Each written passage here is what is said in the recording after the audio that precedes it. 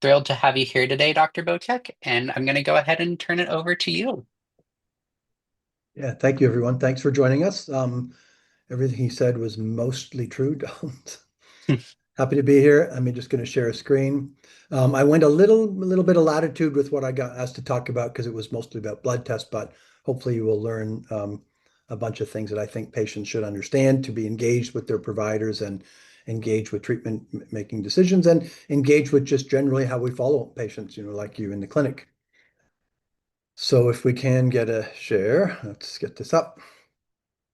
Um, so mostly about labs, but also about some of the we call prognostic or predictive tests. You guys have, if you are familiar with this illness, have heard words like immunoglobulin heavy chain mutations and cytogenetics and fish and things like that. So we're going to go through all these kinds of things, and I'm going to do my best to help you understand not just that we use them, but kind of the biology of how, what's behind these and what they mean and how people learned about these things. I think it's always important to understand science in the broader context. I think it just makes us more broadly aware of our illnesses and our health, et cetera. So the goals here would be to get a better understanding of what leads a cell to become malignant in general. What are malignancies? Why do they happen? I think we can talk a little bit about that. And we certainly have learned a lot since learning how to clone the whole human genome and look for abnormal genes and mutations, et cetera. A little bit obviously specifically about what CLL is. You may have heard it called a lymphoma at times. You may have heard it called loosely a lymphoproliferative disorder. You may have heard it called a leukemia. We'll talk a little bit about how we make that diagnosis and obviously what you guys are mostly interested in. What other tests do we do at the time of diagnosis or before treating? And what do some of those tests do to tell the patient and doctor in terms of how to consider treatments? So that's kind of the summary of what we're going to try to get through today. So not to freak you all out, but this is not meant to be like memorize this. It's not on the quiz at the end. But every day I come to work, I look out a window here and I think a cell is very much like a city. So the cell, during the normal day has to do things. It's got to do the business of keeping things healthy, keeping things moving. It gets signals to grow, to not grow, etc. I'm not sure if you guys are seeing this. I'm just going to try to tuck that out of the way a little bit. And sorry, I don't know if I can tuck this out of the way. I just unshared. Sorry, let me just go back. I'm just going to leave that where it was. We should be back to. Sorry, I will get rid of you guys now. There we are. Sorry about that. I'll have to leave that in the corner if you can see it. So various things make cells grow and not grow. They're all driven by genes and they may make hormone signals, growth factors, all the things I put here. Most of these signals in the cell are things that are turning on messages to make proteins and proteins that may say, make more of this hormone, don't make more of this hormone, make this cytokine, make this cell do this, make the cell differentiate. And I just think really every day it's just kind of like the way a city operates, right? A city has a whole bunch of things that have to happen to make the job be taken care of properly. And so I put a bunch of sort of obvious things here. If someone has to pick up the garbage, we got to get the grass mowed, we got to keep the snow cleared. And these are the things in a different sense, obviously, that the cell is doing to keep everything healthy. Clear accidents, repair the streets. And not surprisingly, things don't always go perfectly. And so the question of how malignancies arise has become a lot more, at least in a general sense, understood since the cloning of the human genome, because now we can look inside the genes of people's cells, bone marrow biopsies, peripheral blood, things like that, and look and see, well, what things are in there that are alterations from the normal DNA that we know are not the usual human thing. What do those mean? Where do we see those? What do they have to do with when people develop cancers? Do they have to do with cancers behaving better, less well? And so over decades, people have been able to show, as I put on the slide here, that we accumulate these mutations, over life. And some are things that are passed on from parents. We call those inherited or germline. And retinoblastoma is a very aggressive tumor that sometimes happens in young infants. You might know that is something that happens from a pair of genes that were inherited by, from each patient in the child. Most things that probably have to do with malignancies in our life are acquired things, meaning, and I mean, I say not entirely jokingly, I don't know if it's Big Macs or Wi-Fi or Kraft dinner, but our environment is clearly very, very different than 1,000 years ago. And the assumption is that many of these things are things that our cells don't like to take on and would rather not take on. But all this, as I said, became relatively much easier to study after the genome was sequenced. So you can see that going from 3 or 5 years old to 80 years old, the line getting fatter is obviously implying that we're taking on more and more and more mutations. Now, interestingly, when you look at the whole human genome, you can see here only about 1 or 2% of all the genes have to do with anything that code, meaning make proteins to tell a cell how to behave.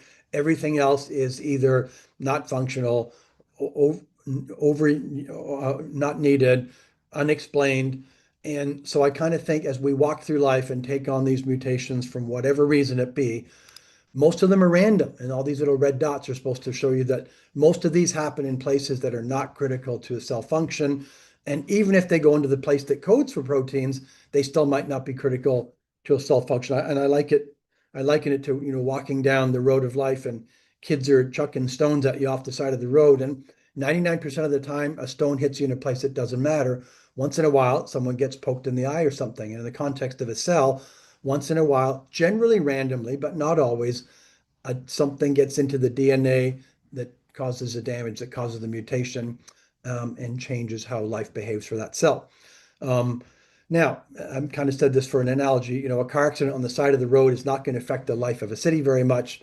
A car accident on, your interstate is going to affect the city. And so where this happens has a lot to do with how important the changes in the cell become. So let's think of that more in terms of cells now. So we kind of said, and for the most part, I just want to keep the idea that most of this is by chance today. We don't really have good predictors and genetic predictors of why people get CLL. But here are a bunch of cells down here going about their normal life. And this orange one takes on some type of mutation, some type of stress that gets into the DNA. And I've said before this, these can be inherited, these can be environmental, sometimes infections, mostly unknown. And so that one orange cell has now become 3. I guess I should have made it 4, but 1 becomes 2, becomes 4. These are all identical twins. They're growing abnormally in a setting where they wouldn't usually be. So we use the word clonal. Identical twin cells, you'll hear us talk about the word clonal, but they're just a smoldery little thing. No one even knows is in their body. You could barely find it. We probably don't have tests to find less than, 1,000,000 or a billion of these cells. And they just kind of sit and maybe do nothing or slowly smolder until additional genetic things happen that turn the thing into a frank cancer. And we saw this, now this becomes a malignancy, and this is where the growth really changes. And if it's a breast cell, it wants to get outside the breast tissue and go to other places and, behave aggressively and behave erratically. And that's kind of, in essence, what the biology of a malignancy is. In CLL, it's this obviously the same thing. So this is a little B cell here, an orange B cell. Something hits it and causes it to change.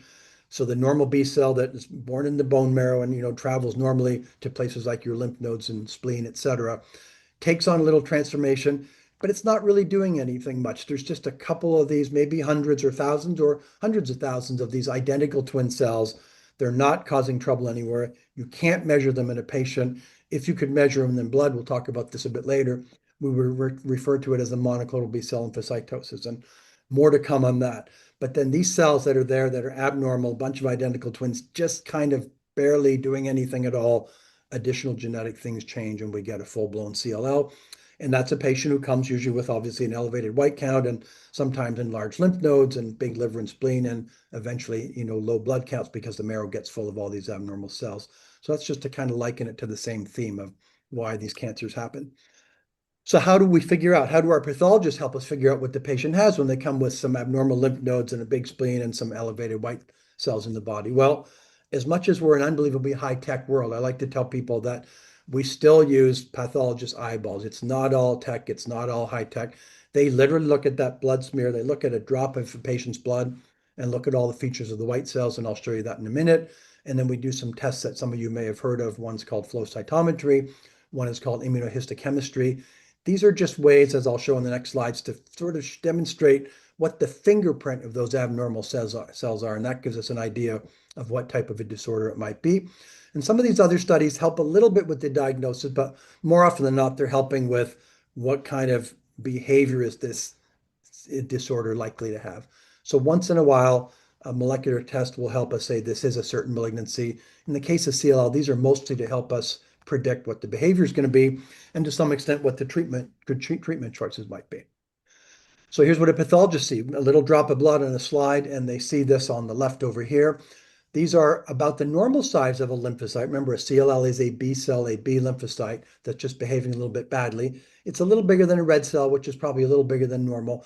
But you can see, I wouldn't put a normal one up here, but the way this dark purple nucleus, right, this is where all the machinery and the DNA lives. Normally, this would be kind of a more, just kind of a hazy, not so blotchy and clumpy. So our pathologist will look and they'll say, the chromatin is hyperclump. It's blotchy and dotty. And they'll say there are smudge cells. And you can see here these cells that look like they're fragmented and broken up. And the reason is the membranes of these cells, CLL cells, are not necessarily fast growing. They're just long living, and they stay and stay and stay and stay in the blood. And eventually those membranes get a little bit old and tired out and fragmentable.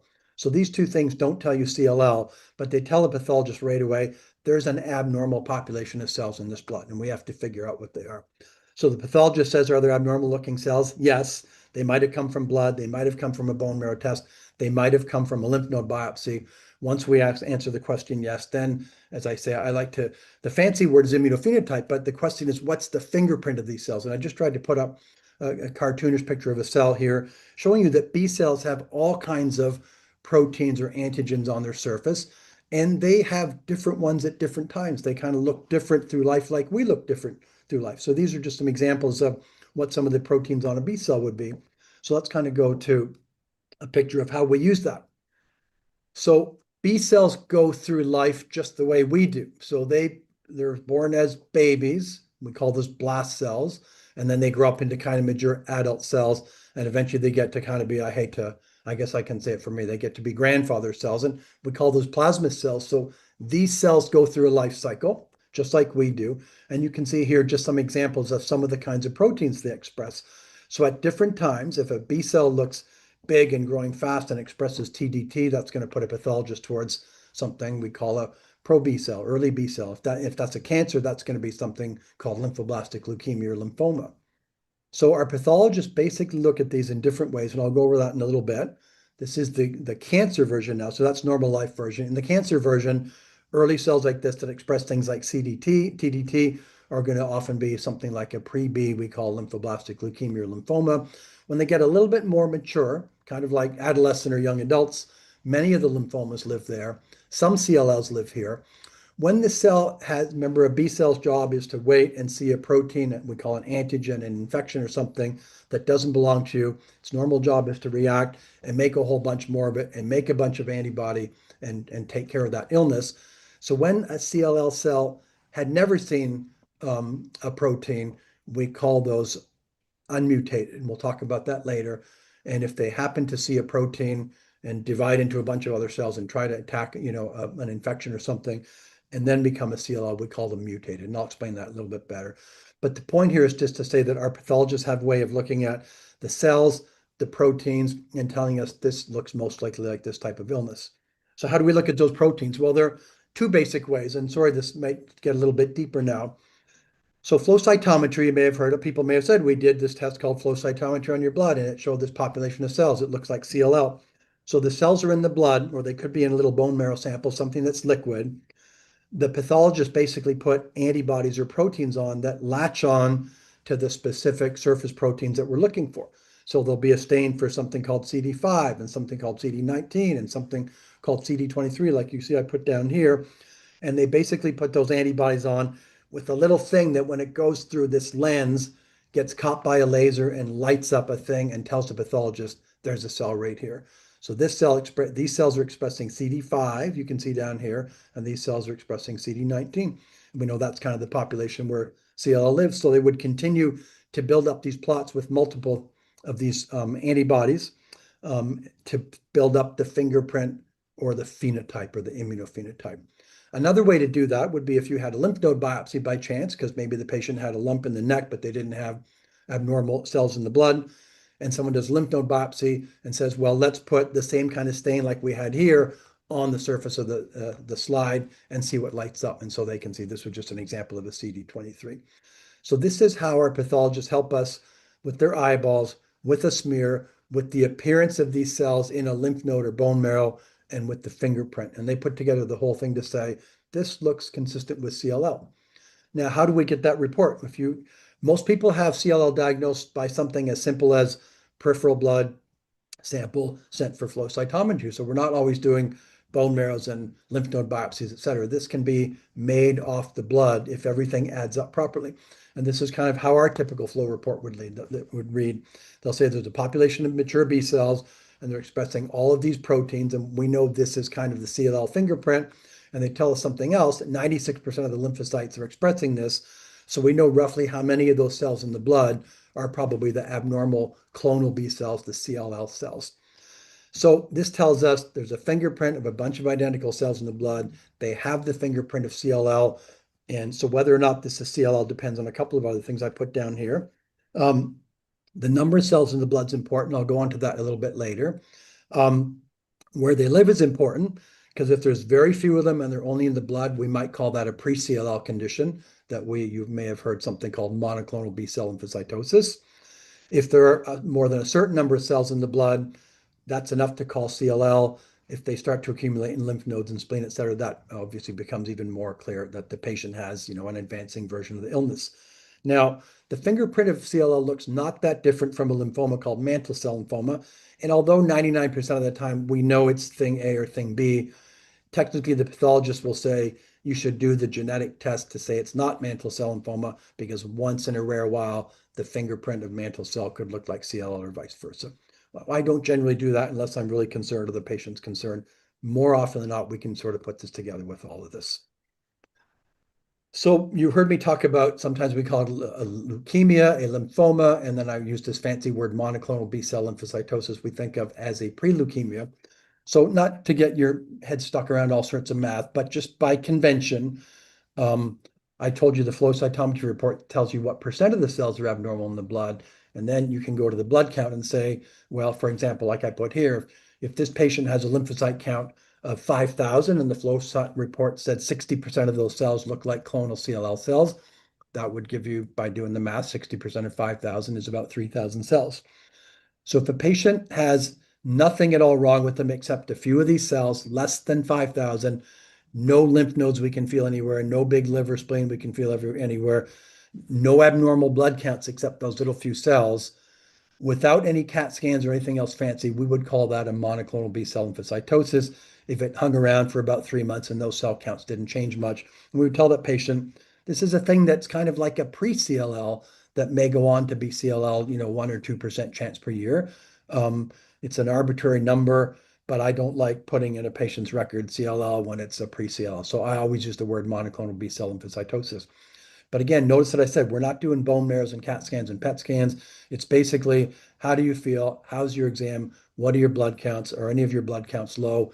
If all we have are these little cells, 3 or 4,000, less than 5,000 for 3 months or more, we say this is kind of a pre-CLL.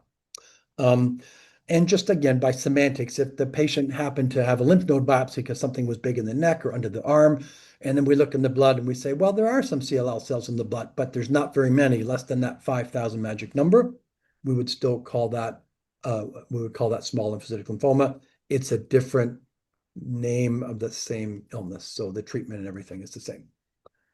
So I've kind of gone maybe overboard on this, but again, our pathologists look down this tree of CD19 and 20. These are B-cell markers, and CD5 and 23, and this protein called cyclin D1 that's not expressed, and that gets us 99% of the time to CLL or SLL, and mantle cell lymphoma, as I said, is a close cousin, but generally not very hard to distinguish 99% of the time. So once we decide that we have that diagnosis made by those tests, how do we stage the person? The common staging system we use here in the United States is called the Rye staging system, named after the doctor. His name is Conti Rye, who described this back in the 50s. So stage 0 would be when there are, as I said, more than 5,000 of those cells in the blood. We would say, yes, this is now bona fide CLL. We would call it stage 0 when that's the case. When you can start to feel lymph nodes, we will tell a patient, now we call this stage 1. And again, we're not generally doing that by CAT scans and PET scans. It's by clinical exam. When we can start to feel the liver edge a little bit big in the belly and the spleen edge, we call that stage 2. When the red cell count drops just a little bit below, which is actually technically just a lower normal for a woman of 11, we call that Rye stage 3. And when the platelet count falls, those are cells that help stop bleeding in conjunction with proteins that your liver makes. When that number falls below 100, we call that stage 4. Now, stage 1, 2, 3, and 4 do not mean obviously the same thing like they do in cancers, where people say, well, my breast cancer was stage 1 breast cancer. This is simply a descriptive thing to tell another doctor who's looking after a patient, oh, it's the stage 3 disease. I know their hemoglobin must be low. Stage 4 disease, I know their platelet count must be low. I have a lot of people with stage 4 CLL who have a platelet count of sometimes 50 and 60,000, and they feel fine. And yes, their spleen's a little big, and they're not on a blood thinner, and they're healthy, and their platelet count has been 50 or 60,000 for 5 or 6 years. It hasn't progressed or changed, and we are sitting watching them. So this is not a thing that says you've got to fix this tomorrow. There's a lot of nuance and judgment to that. And as I've said a couple of times already, CAT scans, PET scans, etc. I do that. I mean, in the CLL guidelines, it's basically you don't need these in routine practice. Some people feel they want them for extra reassurance. Sometimes a patient will want to talk about those things. But for me personally, I can very comfortably tell a patient, I'm doing those scans, bone marrows, lymph node biopsies, things like that when I look at the patient and something doesn't quite make sense. Most commonly, it would be that the blood counts are lower than I expect for the amount of cells in the blood. Is there something else going on? Those are the kinds of times when I would probably do more of those tests. So a little bit about the routine blood test now. And again, if any of you have this illness or something similar or any kind of cancer, I'm not sure everyone who's on, these are the kinds of routine blood tests that we look at. I want to explain them a little bit. So WBC, obviously white cell count, you can see this is elevated in this patient. Normal is about up to 10,000. This is 66,000. Hemoglobin, and I want to point out right away, hemoglobin and red cell count and hematocrit are three just slightly different ways of measuring the same thing, which is basically what's the oxygen carrying capacity cell in the, of the cells in the blood. And a normal hemoglobin for a woman is just up to, about 11 point change. So this presumably probably was a female. So 10.8 is a little below normal, but no one's panicking. Patient feels fine. Platelet count is 62. That sounds really low. Those are the cells that help stop bleeding. Normal is 150. 60 sounds like a third of that. Well, yes, but unless you are likely to fall on a blood thinner, things like that, people can have, for example, operations on their bellies and chest with 50,000 platelets. They can have an operation on the brain with 100,000 platelets. So like most things in life, our kidney function, heart function, etc., you got way more of these than you need for safety. So most people with 62,000 platelets have a reason for their CLL to get treated.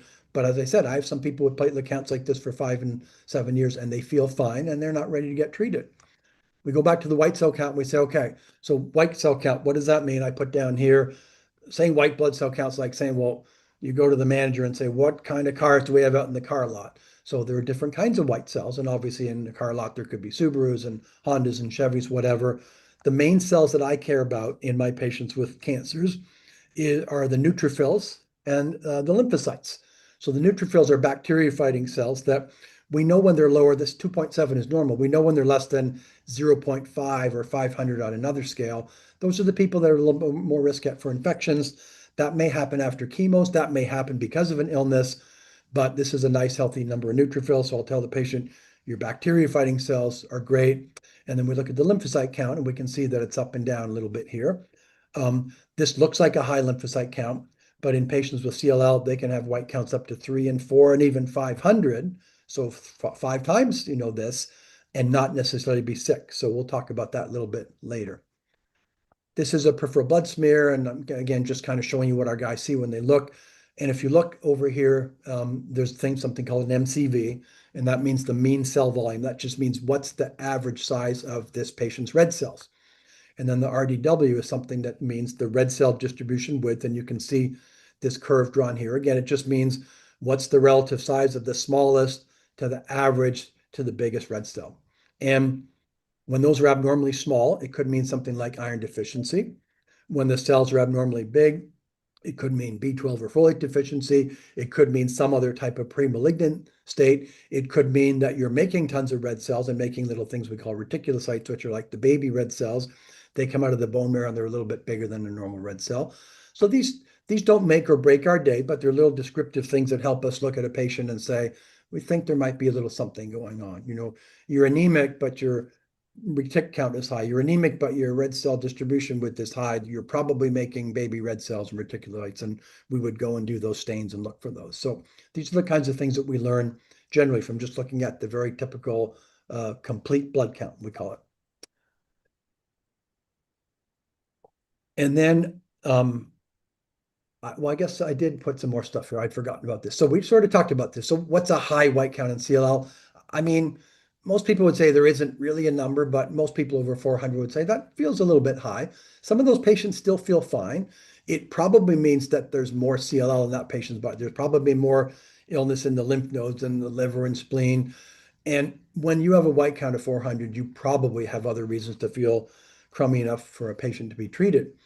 We also look at how fast those lymphocytes double. And again, when I meet a patient with CLL, I say, treatment could be an if. We might never have to treat this illness. But if you start to notice a white count went from, I mean, not from 8 to 16, but say it went from 40 to 80,000 over 3 or 6 or 7 or 8 months, I'm going to tell most of those people, I think your illness is saying treatment's going to be a when.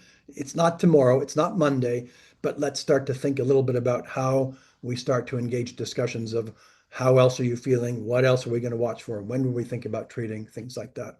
So it's just a little bit of a sign for me to think about we're heading there and maybe we should start to open those discussions. I already told you that less than 500 is an abnormal neutrophil count. Doesn't happen very often in CLL, especially with our new therapies. What's a low hemoglobin? Honestly, depends how the patient feels. But we have reasonable data saying people with coronary disease, cardiac stents, probably do better with hemoglobins above 8. So less than 8, we will often transfuse them. Most people don't feel spectacularly good when they fall below 7. And most of those people we transfuse. We don't do a lot of blood transfusions in CLL because it's a slow, smoldery, evolving illness. Usually we have lots of time to figure out when to treat it.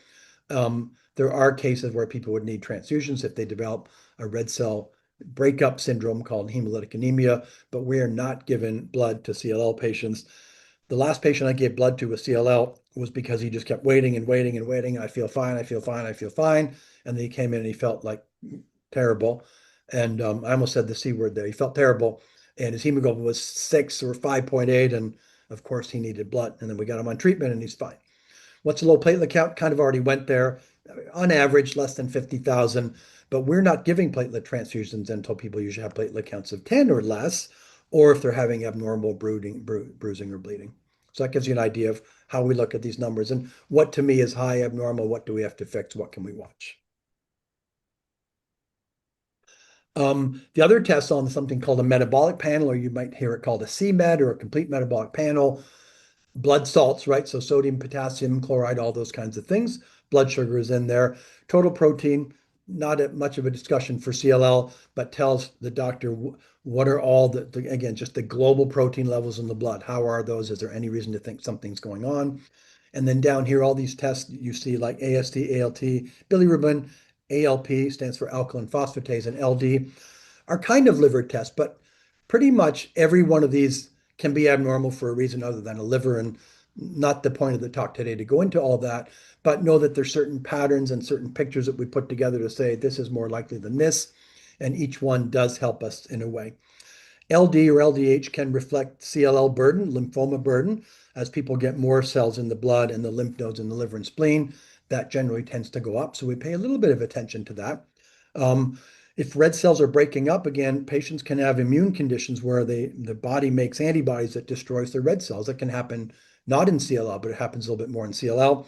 And we call that hemolysis, and LDH will go up because LDH lives in those red cells. So destruction of those, but lots of other things can make these abnormal. As I said, we look through the patterns and kind of figure that out. Once in a while, a patient comes in, has a blood draw, and they go home because they felt fine and their blood draw was 8, and they come back and the lab calls and goes, oh my gosh, his potassium is 5.6. And we go, okay, do they have kidney problems? No, they have normal kidney function. Are they on potassium supplements? No, they're not on potassium supplements. Are they on any medicines like certain diuretics or drugs we call ACE inhibitors, et cetera, that could make the potassium high? No. Do we think they were dehydrated? No. So what is it? It's probably a thing we call pseudohyperkalemia.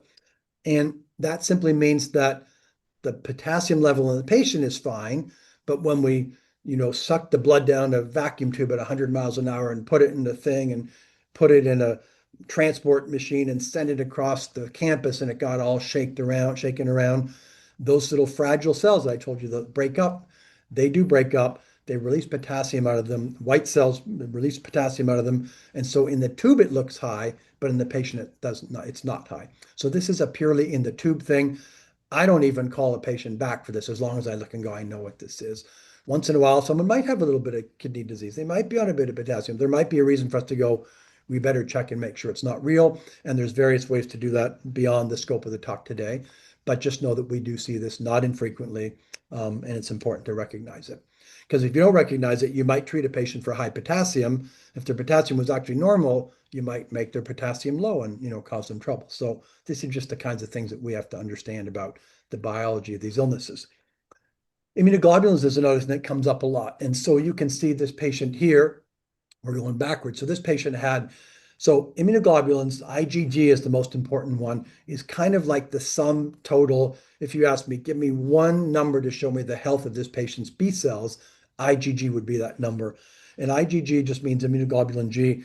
It's what your normal non-cancer B cells make when they see pneumonias and infections and viral things. They're generating antibodies, they're putting them into the system, and they live there for a long time. And so there's a certain number that we know this is a reasonably safe number. This patient's immune system's working well, the B cells are healthy, and that is in the range of about 600 or a little bit higher. But you can see this patient down here had very low numbers, and you can't go from 400 in December to 1,300 in April of the next year without us doing something. So what probably happened to this patient is they started to get IVIG, intravenous immune globulin, and they probably got that because they were having infections. So I made the point here to say that these are often low in CLL because of the illness, not necessarily even because of treatment. When we treat the illness, they don't necessarily get better, and we're still giving treatment that acts on normal B cells and could even be suppressing the immune system a little bit more. And so some people in the immune world might argue with me, but in our CLL guideline, we very clearly say we don't really care the number as long as you're not sick. So if a patient with a low IgG level has nothing wrong, have you had any infections, coughs, colds, flus, have you been in hospital, have you been on IV antibiotics? If the answer is no, then we're like, then you're fine and you don't need to be treated. But honestly, one infection that puts that patient in hospital on IV antibiotics that we think is bacterial, because these are really more for treating bacterial things, we will recommend that we start IVIG in that person. They'll get it monthly. They'll get it for 6 or 10 or 12 months, and we'll see if we made any dent in the infection risk, and then we have discussions about how long to continue it. So one infection that looks bacterial that puts you in the hospital is enough. 9 cases of sinusitis in the last 12 months on antibiotics for 7 months is enough to at least consider it. So those are the kinds of things that we would normally do. So I'm going to pause there. I'm going a little bit long. We're going to try to get through this next bit a bit more quickly, but I just want to talk about now the predictive things. So when someone comes in with CLL, the first thing they say, of course, is, well, how's my illness going to behave? And I say, well, I don't know, because this was the first blood count you've had in 10 years and it's abnormal, so I only have one snapshot. Or I might say, looking back over your blood for the last 5 years, we can see this little population of lymphocytes just slowly creeping. And we already know over 5 years it hasn't done much. Your exam is normal. You look well. You feel well. No infections. Probably you have a smoldery version of this. And the patient might say, good, that's all I need to know. When's my next visit? What do we do? What are we following? But they might say, is there anything else we could know about my CLL to know what to expect for the future? And so these are the tests that we would often do. So one's called an IgHV mutation. I talked about that earlier. I'll repeat it. One is a genetic study we call a karyotype. One is a fancy sort of molecular type of genetic study called a FISH cytogenetics. And then we can do molecular testing for this very special protein called TP53. Now, regardless of what these show me, I'm not going to treat a patient who looks and feels fine, even if they have something like this that said to me, well, this could be a worse version of CLL. If they look fine and feel fine, treating them sooner is not known to make them do better. So we look at these, and so I'm basically telling the patient, none of these is going to make me treat you because you look fine. But the patient might say, and look, we're completely sensitive to this.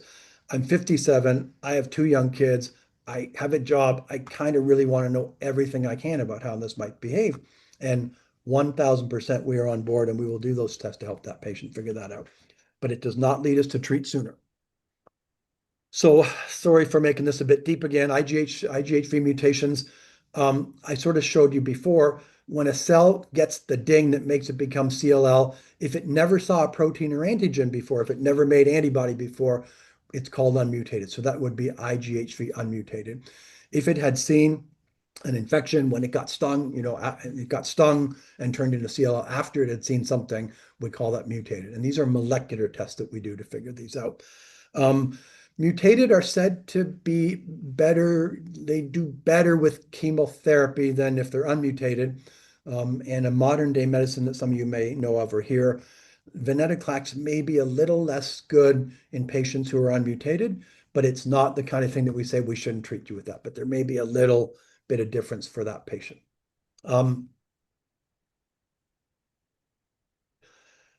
Genetics just gets a little bit harder too, but remember that, so here's a CLL cell, and here's the nucleus, and in there's all the coiled spaghetti DNA, and if you took many biology classes, you know that cell has to split that DNA into two. It's got to kind of remake a whole other set that looks like the first set.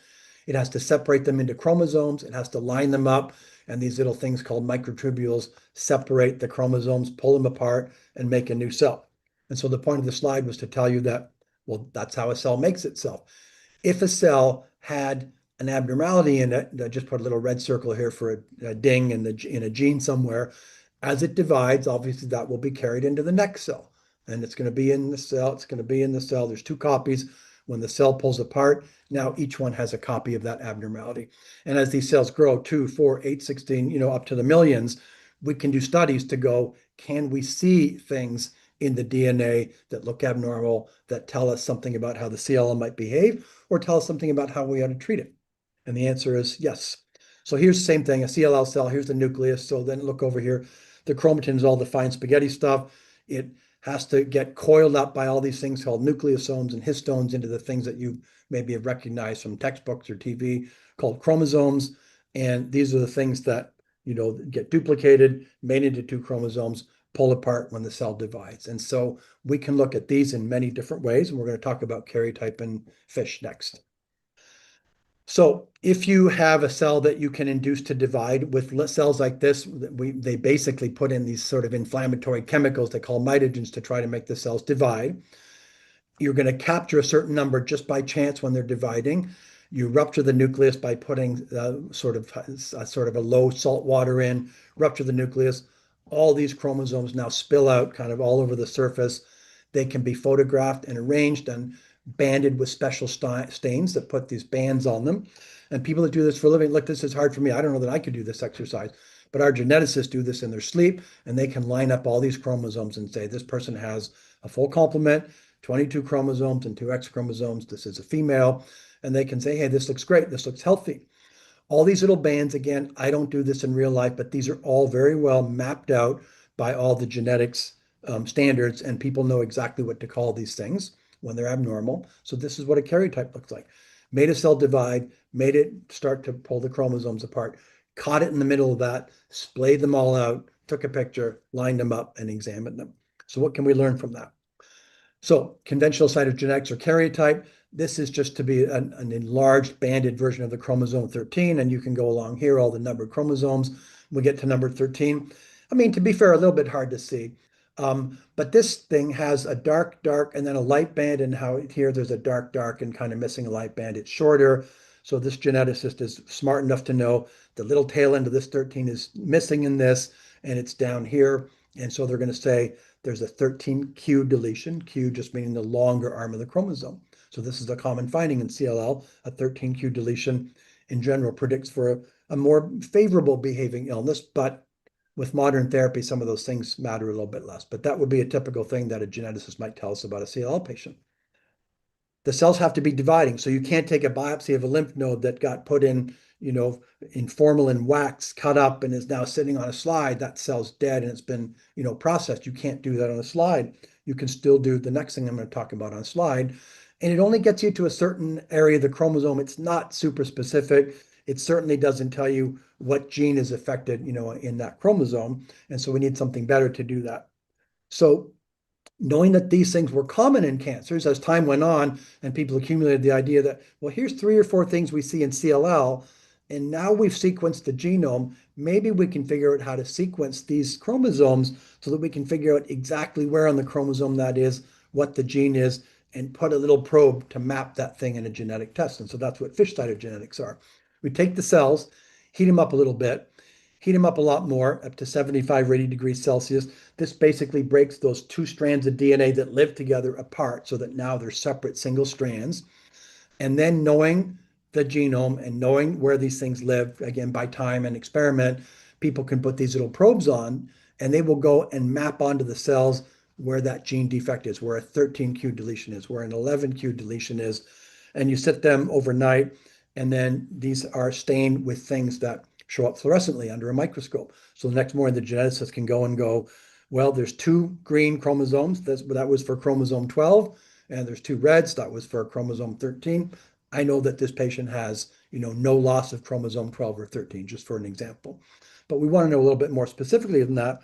We want to know a little bit better than those karyotypes can tell us what exactly on the cell is abnormal, what genes might be absent, especially, as I said, if you have a bone marrow biopsy or lymph node biopsy that has been processed, you can't make these cells grow anymore and make a karyotype. You can still do this kind of testing on those cells. So they can be done after the fact. They're a little bit not quite as reliable, but they're still pretty good. So here's an example. This green dye is for what's called the centromere, the sort of middle of the chromosome. And the red dye is for a particular region of chromosome 7.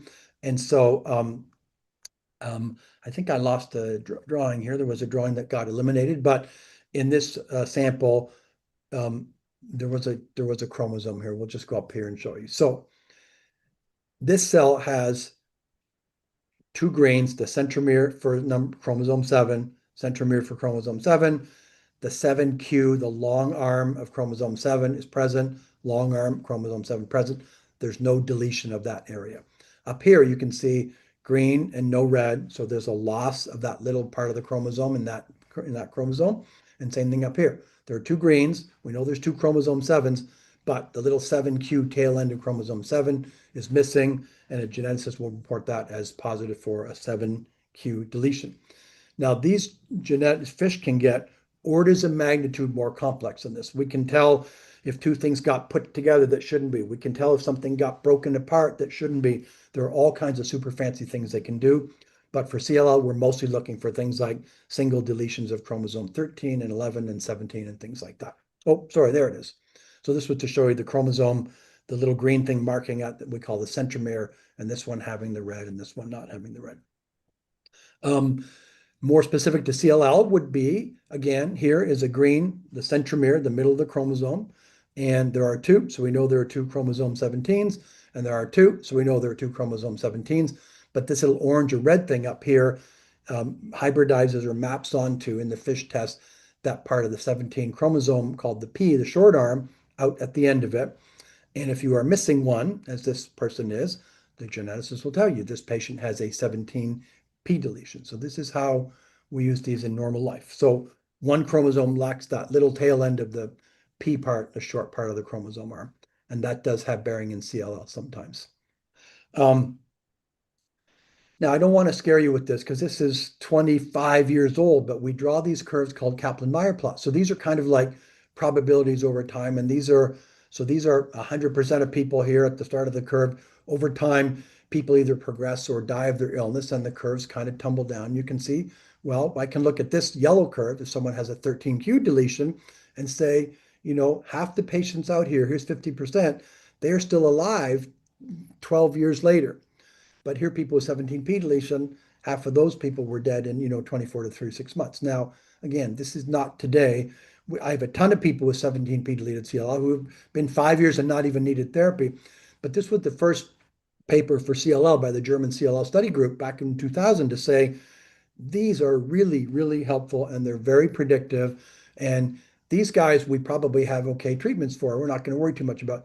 These guys we have to think of different ways to treat. These are the people that you end up selecting for more aggressive trials, for earlier stem cell transplantation, things like that. You have to be able to identify who those people are to say, you have a higher risk illness, therefore we are going to propose a higher risk treatment. And that's very much how we use these types of things. Now, all that said, today, the new therapies for CLL, all of the things that you guys hear about, oral medicines, enzyme inhibitors, BTK inhibitors, venetoclax, all of those have really pushed, especially this curve, to a much better place. So the display is not what it was. It was kind of just for purely to show you how one simple test like a chromosome study can really tell, a giant difference. So I think that's good. We'll have some time for questions. So I tried to tell you, how does a cell in general become malignant? How does a B cell become malignant? How do we identify those cells? By how they look and their fingerprint and their genetics.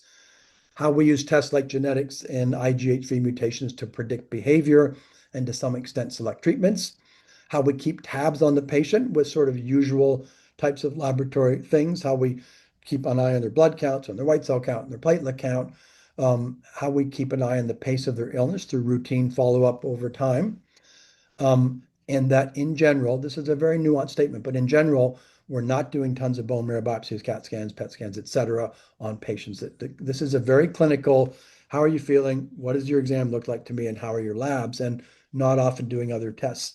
Now, if a patient comes in and says, I got a weird belly pain I don't understand, of course, we're going to examine them and probably do a CAT scan. If they come in and say, I've got wheezing in my chest, I'm not asthmatic, and I haven't had an infection, of course, we're going to do a CAT scan. We're going to look to a place that we can't feel with our fingers, but I can tell you that's very, very uncommon, so we don't have to do them often. The one time I might do a PET scan in a patient with CLL, we didn't talk about this today, but sometimes the smoldery illness that feels like it's going 5 miles an hour on the side of the road can go into fourth or fifth gear and all of a sudden hop on the highway and be going 60 or 70 or 80 miles per hour, growing quickly. The word for that is transformation. Some of you may have heard the word Richter syndrome before. And a PET scan is very helpful because it will show us the lymph nodes that appear to be growing the fastest, the most active, therefore the most likely to contain those transformed large lymphoma cells if such a thing exists in the patient. So they kind of help us target where to biopsy. And they sometimes help us to think, do we even need to biopsy anything at all? So that would be a reason for a PET scan. But again, that's in a patient who something's different, they feel different, they have new fevers, chills, night sweats, they got a giant lump under the armpit they didn't have 4 months ago. There's a nuance to this, and we always discuss all this and explain these things to the patient. So that's all I had. I will come out of this mode, I guess, and let you guys go back to our host. And if there are chats and questions, either out loud or on the chat, I'll let Dalton field these. Yeah, so that was a fantastic presentation, and I learned a ton, and I'm sure everyone in the audience did as well. Now is our time for questions, so you can go ahead and type those into the chat, and I'll read them off. I'm also launching a poll right now, that's just asking people about how do you track your labs. So if you want to go ahead and answer that, you can just give us a little bit of information. Um, but our first question coming in is, should I get another fish test in the future if I need treatment again? I'm trying to clear that screen. So the short answer is yes. So two things I'll say that way. So number one, if someone did a fish study at the beginning of their illness and now it's a year or 5 years later and something's changing and it feels like we need to treat, we absolutely would do those. So my shorter answer, as I said, is if the patient didn't want them, we would always do those before treatment. Now, the IgHV mutation, as I explained, is something that has to do with what was that normal cell before it became a CLL cell. So if it was unmutated and became CLL, it will remain unmutated. So we don't have to repeat that. If it was mutated and we knew that at the beginning, we don't repeat that. So the IgHV we do once, the FISH and karyotypes and stuff, if we did it baseline, we would do with an important change in the illness or looking like, yeah, we're about to start treating you, because those do have bearings on treatment choices. Yes. Okay. And then, so you were showing the more routine blood tests, kind of the CBC data. How often should CLL patients be getting these sorts of tests conducted? Yeah, great question. So again, like I showed in those sort of normal curves of red cell size and stuff, some of us have size 3 feet and some of us have size 12 feet, and there's a very wide range. So what I basically tell patients the first day I meet them, based on how they feel and their white count and what their exam says and whether we have other labs to follow, we just kind of make a rough estimate of like, well, when should we look next? And I'll tell you, honestly, for me, most patients with a new illness like this, they want to see me in a couple of months. So I'm usually going to say, Why don't we see you in 3 months and recheck your lab then? And I'll see those people often every 3 months for about a year to 2 years to get a sense of the rate of change and for the patient to get some comfort and to know that they're not necessarily getting sick tomorrow. And I still can't feel that spleen and your white counts barely budge. So there isn't a one size fits all. I absolutely have people with CLL that have had it for 25 years that I've never treated that have a white count of 20 and nothing wrong with them. And I say, hey, we'll see you next year. We're probably never going to have to treat this. So the range depends on, I often defer to patient comfort. I don't want people to be at home with anxiety about, well, why aren't we doing these blood tests? So if I say to a patient, hey, you look great, we graduated to 6-month visits, I'll often say, now, do you feel better if we check your lab in 3 months? Are you okay? And you know what? Like so many words you hear every day, these are shared decisions with our input and patient comfort, I would say. Okay. And then we have two questions that we'll have time for here before we get into our kind of mingle time and demonstration of Cure Hub. The first one is, if hepatitis B surface antibody blood testing shows a very low level of 0.66, despite receiving a series of three Hep B shots in 2020 and 2023, would you recommend getting immunized against Hep B again? It's a good question. So that comes a lot in our transplant patients for other illnesses, lymphomas, and things that we transplant. Um, if someone, we basically give a Hep B course, and then we check the antibodies. And if they are not protective, like was implied here, we will offer that patient a repeat immunization course. And if at that point, after two, they have not responded, we'll say, we're probably not going to get a response out of this. Now, that doesn't mean every one of those people gets tons of infections. That's sort of saying the immune system not working great, but lots of those people don't end up with lots of illnesses. So we generally offer two courses of immunization for something like Hep B. And then we say, I don't think we can, a third one's probably not going to be helpful. So we would offer at least one reimmunization series. Yes. Okay. And then this is going to be our last question. Could you please explain mutated versus unmutated situation again? So I believe this is IgHV mutations. Yeah. It might be easiest for me to go back to, can I share again, do you think? Yeah, go ahead. You should be able to just take permission back from me, or I can stop real Yeah. quick. So I'll go back to that picture that I think helped us. And this is on my screen. So let's go back to this thing back. I'm not sure if I had it, maybe I had it a little bit later. I mean, I had some similar. So this is the best slide. So let's regroup. Baby B cell, growing up, adolescent, adult, grandfather. These are plasma cells. When these become cancers, they're an illness called myeloma. Here's where most of our mature cells live. So if a B cell got, I'm struck by lightning, got whatever the thing is that initiated the development of CLL, if it has never seen an infection before, it's called unmutated. And if it's seen an infection, so if it was doing its normal job, hey, this was a pneumonia bacteria, I had to fight it, but now I become CLL after having seen, an antigen, a protein like pneumonia, that will be called mutated. Now, it's a really complex thing to explain how that gets determined, but it's a molecular test that basically says this immunoglobulin heavy chain, the sequence of it, there's many known sequences that are like, these are normal in people. And the more those sequences, the higher percentage of them break away from the normal baseline, the more the lab can say this is mutated. So it's a very complicated molecular test, but it's a simple concept of I saw a protein or antigen or not before I became CLL. So unmutated, didn't ever see a thing, mutated, saw a thing. And it's that's really what it means. Now, interestingly, in a large B cell lymphoma, this unmutated version we have a different name for is a better lymphoma, and the mutated is a more challenging lymphoma. In CLL, it's exactly the opposite, but the principle is the same. Did I see an antigen? No, unmutated. Did I see an antigen? Yes, mutated. So I hope that, sorry if I went over that a little bit quickly, but hope that helps. I will I think that, unshare. and I will reshare. All right. Yeah. So that will go ahead. Just sorry if I went a little shy for questions, everybody. That's all for right. time.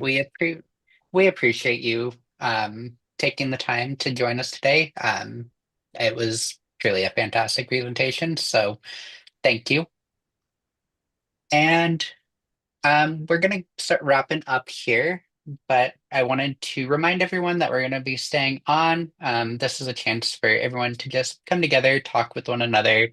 We're going to be talking about CareHub and that full question that I asked about how do you track your labs. CareHub is another really cool way that we have. That's a good option for you if you're interested in tracking your labs. So we'll have a short demo about that as well. But if you're gonna go ahead and hop off, I want to let you know about a couple more upcoming webinars that we have. So on July 1st, this is going to be Okay. a blood cancer This is just patients. ending. This is going to be a blood cancer patients event, and it's about avoiding Medicare Advantage traps and Medicaid eligibility pitfalls. So it's going to be really focused on insurance. And then on July 2nd, we're going to be hearing from a chronic blood cancer patient who's really involved with advocacy. She's been a patient advocate for a couple of decades now, and she's really going to be speaking about that chronic cancer experience. So, really recommend you guys check out both of these events. They're both going to be wonderful. And then another special thank you to our sponsor, AbbVie, for giving us the opportunity to host events like this. And then if you are going to hop off, I want to say a big thank you to you for joining us.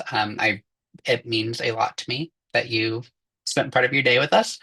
Um, and thank you for joining us for building this HealthTree CLL community. If you ever have any questions about CLL or about HealthTree, or you just want someone to talk to, I have my email up on the screen here. It's just dalton@healthtree.org. Please feel free to email me if you ever have any questions. I'm always available.